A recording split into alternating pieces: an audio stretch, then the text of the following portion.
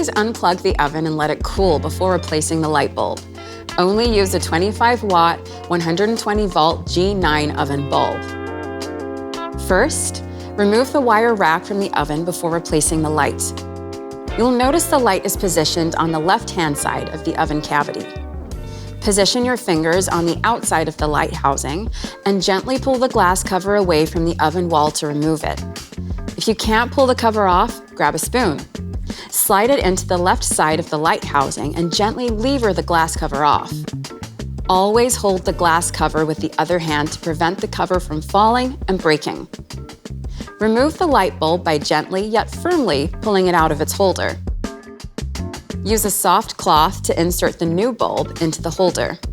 Do not directly touch the surface of the bulb with your fingers, as your natural skin oils can damage the bulb. Reattach the glass cover by aligning the metal hook with the left-hand side of the light housing. Slide the opposite end of the glass cover into the metal bracket on the right side of the housing. Finally, push the metal hook into the left side of the housing until it's secure.